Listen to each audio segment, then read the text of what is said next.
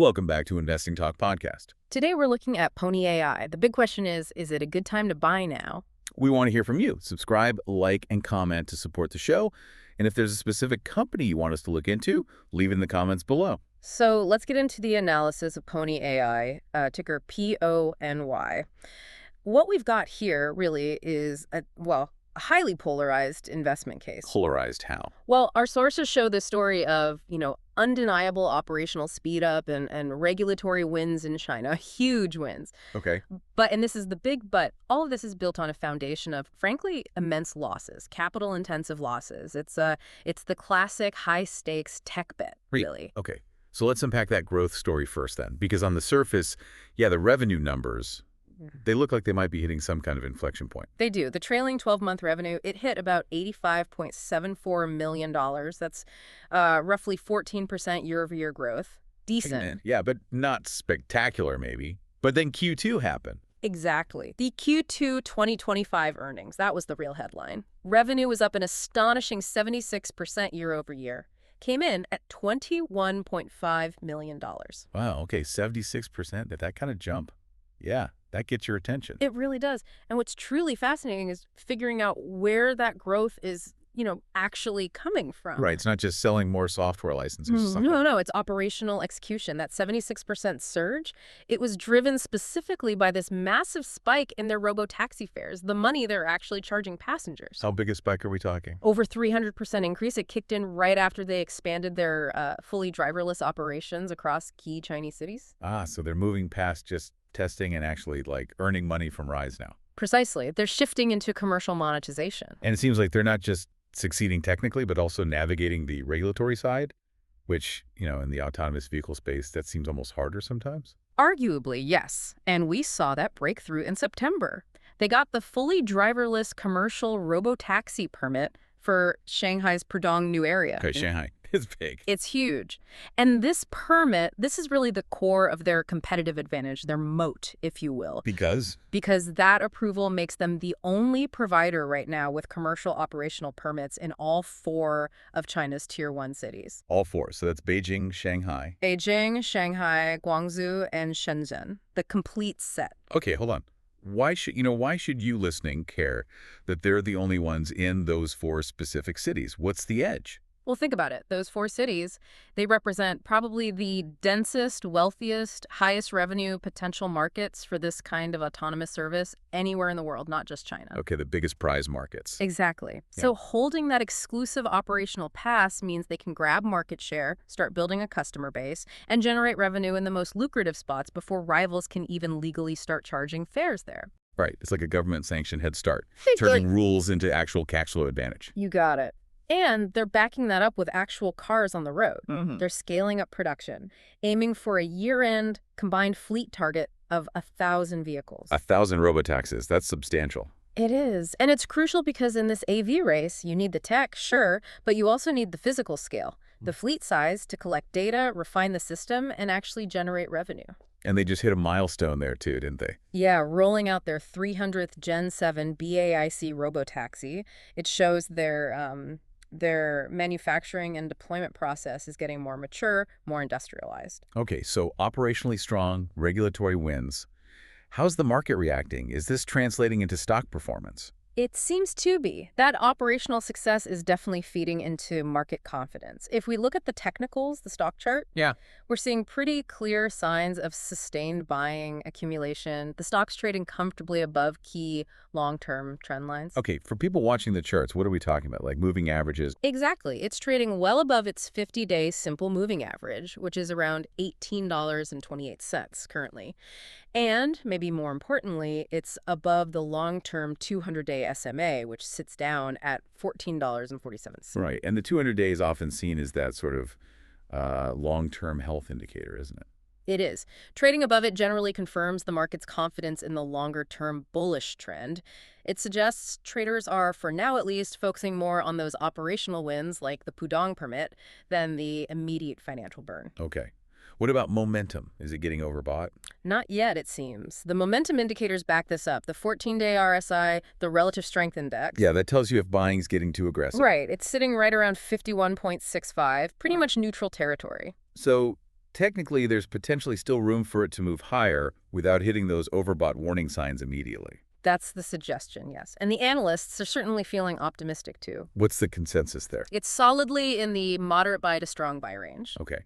And price targets. Any specifics? Yeah, we saw reports mentioning targets forecasting up to $31.30 per share. $31. And it was trading, what, under 20 recently? Yeah, around $19.87. So that implies, well, potential upside of nearly 70% if those targets are hit. Okay, so a very positive picture on the growth, the operations, the sentiment. Pretty much, yeah. But now we have to pivot, right? The conversation has to shift. Because the question isn't just if they're winning operationally, it's what's the cost of winning? Exactly. And that brings us to the, let's call it the reality check. The other side of the coin. Yeah. Despite all this fantastic growth and scaling, Pony AI is deeply, deeply unprofitable. Okay, define deeply. Well, this raises the absolute key question for any high-growth stock like this. Can they actually reach profitability before the cash runs out? Because they're burning through it fast. Astonishingly fast. They reported a net loss, get this, Yeah. negative $265.51 million over the last year, Oof, okay. which results in a net profit margin of, wait for it, negative 309.67%. Negative 300%. How is that even? Wait, if revenue is rocketing up 76%, and you mentioned earlier they're achieving big cost cuts on the vehicles, why is the net loss margin still that bad?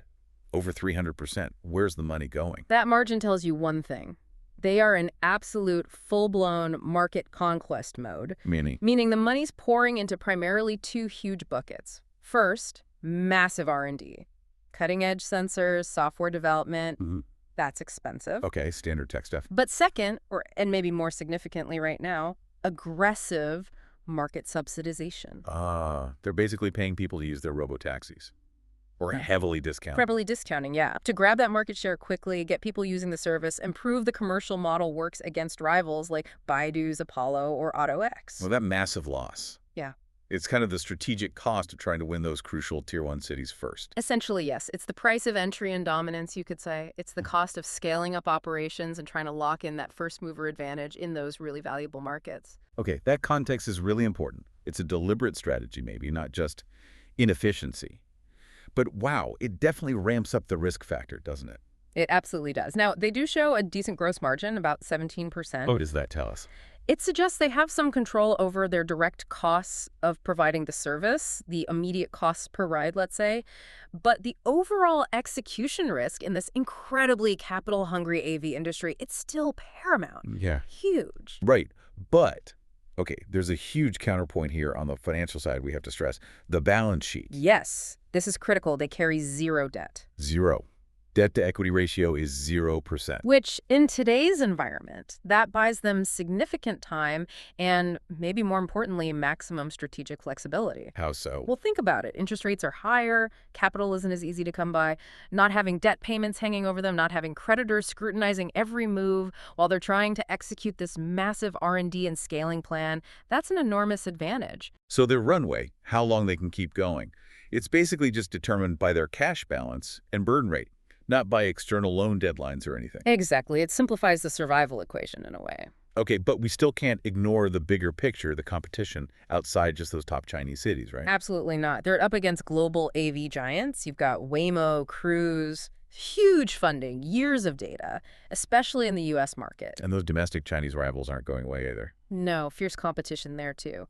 So their continued growth really hinges entirely on continued favorable policies in China, which right now seem to be working for them, but also avoiding any restrictive regulations. Both in China and potentially elsewhere if they expand globally, like the U.S. Precisely. Any regulatory headwinds could really slow things down. Okay, so let's bring it back to listeners' question. Is now the time to jump in? What should people be watching for in the very near term, say, the next 3 months or so? What are the catalysts? Right. The most critical sort of definite catalyst coming up is the Q3 earnings report. That's expected around November 13th, 2025. And what will investors be looking for there? Just more growth. Two key things, I think. First, yes, continued strong double-digit revenue growth. They need to prove that huge 76% Q2 surge wasn't just a one-off fluke, Consistency is key. And second? Second, and this is crucial, measurable progress on narrowing those massive losses. So connecting back to that cost reduction you mentioned earlier, the 70% cut in vehicle deployment costs. Exactly. How does that actually translate to the bottom line? Is it making a dent? How does it translate? Why the big cost cut? It's largely because they're shifting away from really expensive custom-built prototype hardware, think bespoke LiDAR complex sensor setups, and moving towards cheaper, more mass-produced sensor arrays, standardized parts. That's the essential step needed to eventually make this business profitable at scale. So the market needs proof in the Q3 numbers that this cheaper hardware is actually starting to significantly reduce that huge net loss margin we talked about. You got it. They need to show the path to profitability is becoming clearer, even if it's still distant. Okay, so Q3 earnings is the big one. Anything else on the horizon? Maybe more speculative? Well, there are two potentially high impact, but definitely more speculative catalysts floating around. First, there's persistent chatter, rumors really, about getting regulatory approval soon for a Hong Kong IPO listing. Listing in Hong Kong. Why would that matter so much? It would be transformative, potentially. A Hong Kong listing opens the door to significant new international investment capital. It gives global institutional investors a clearer, more accessible way to value and invest in the company outside the mainland Chinese markets. Right, a bigger pool of money, more visibility, a kind of stamp of approval. Exactly. It would be a major signal of confidence. Okay, and the second speculative catalyst? The second one is the potential for a major new partnership with an OEM, an original equipment manufacturer. Meaning a big global car company. Beyond their current work with BAIC and RCFOX. Precisely. Imagine a partnership announcement with a major global automaker, like a VW, a Toyota, a GM. What would that do? It would instantly validate their technology on the world stage. It could potentially accelerate their entry into global markets way beyond Asia, maybe even leapfrogging some of the slower-moving Western AV companies. Okay, so those kinds of announcements, Hong Kong listing, a major OEM deal, could cause even bigger stock moves than the earnings report itself. Often, yes. Operational and financing news like that can create significant short-term volatility. So wrapping this all up then, it sounds like investing in Pony AI right now is basically, well, it's a high-stakes bet, isn't it? It really is. You're fundamentally betting that their proven ability to execute, to scale operations, accelerate that revenue growth. Backed by that zero debt and those regulatory wins in China. Right. You're betting all that can eventually overcome these massive execution hurdles and, crucially, conquer the profound and, for now, necessary unprofitability that just defines the whole AV sector today. It's a calculated risk then. Huge potential upside, but significant downside too. Absolutely. It's got potential for outsized gains, no doubt, but it really requires a long-term view and a strong belief that, one, the AV adoption trend is real and massive, and two, that the Chinese regulatory environment will continue to favor Pony AI specifically as a leader. So who is it maybe attractive for right now? Well, maybe for short-term traders looking to play that potential earnings volatility or news flow around Hong Kong or partnerships. Or, more likely, it's for long-term growth investors, people with a genuinely high tolerance for risk, who believe in the story and are willing to ride out the cash burn phase. But if that path to profitability doesn't get clearer soon, then the stock could face immense pressure, yes. It really comes down to a strategic choice for investors. Are you betting more on the speed of Chinese regulation and market adoption favoring Pony AI, or on the potentially deeper but maybe slower tech development coming from U.S. players? That's kind of the core tension here.